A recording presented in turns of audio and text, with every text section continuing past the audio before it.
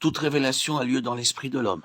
La révélation de Christ est réalisée lorsque le gouvernement de la vie de l'ancienne création a été déposé par la croix, et que le Saint-Esprit établit les droits souverains de Dieu dans l'être intérieur. C'est alors que nous le connaissons.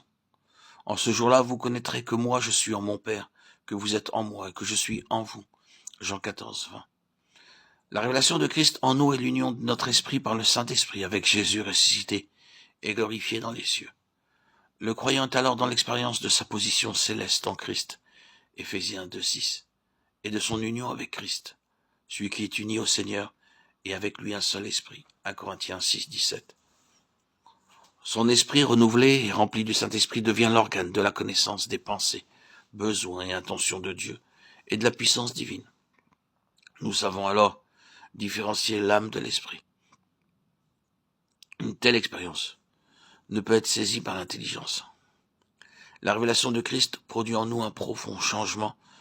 En effet, nous sommes amenés de façon pratique sous le gouvernement du trône qui est dans les cieux.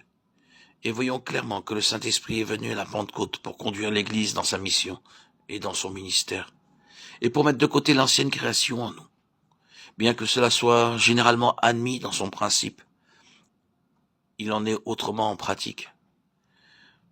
Les déclarations des Saintes Écritures concernant l'œuvre de Christ, notre mort, notre résurrection, notre position dans les lieux célestes, sont reçues comme des vérités qui demeurent pour beaucoup un état de fait. Mais ces vérités n'étant pas expérimentées laissent les croyants dans l'immaturité. Ils savent ce que Christ a fait. Ils parlent de l'œuvre accomplie. Cependant, bon nombre ne le connaissent pas comme celui qui est la vie. C'est la révélation de Christ en nous qui fait du christianisme une réalité vivante. Et l'expérience de Galates devint en demeure à jamais la clé. Je suis crucifié avec Christ. Ce n'est plus moi qui vis, c'est Christ qui vit en moi. Et cela signifie la réalité du gouvernement des cieux par sa vie. Paul est suffisamment explicite dans son exposé concernant les choses de l'esprit, 1 Corinthiens 2, 9 et 2, 14. Elles ne sont accessibles ni au sens ni à l'intelligence. Ces choses, dit-il, Dieu nous les a révélées par l'esprit, de même personne ne connaît ce qui concerne Dieu, si ce n'est l'esprit de Dieu. 1 Corinthiens 2, 10, 11. Pourquoi avons-nous reçu l'esprit sinon pour connaître les choses que Dieu nous a données par sa grâce? 1 Corinthiens 2, 12. Et ce mot « connaître » sous-entend toujours quelque chose que nous avons à expérimenter. C'est le Saint-Esprit qui enseigne les réalités spirituelles, l'intelligence naturelle devant être éclairée par l'esprit de sagesse et de révélation, par le canal de l'esprit afin qu'elle comprenne ce qui a été révélé.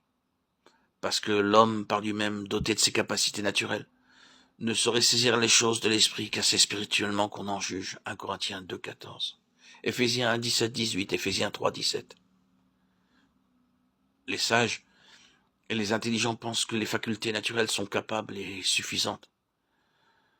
Cependant, les choses spirituelles leur demeurent cachées. Matthieu 11, 25, 26. Pour ces croyants, la vie de dépendance avec ses attentes devant le trône leur est étrangère.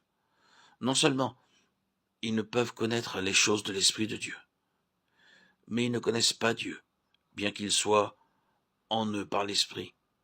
Ne pas connaître celui qui demeure en nous signifie l'échec d'une grande intention et l'explication de l'histoire passée et présente dans le peuple racheté.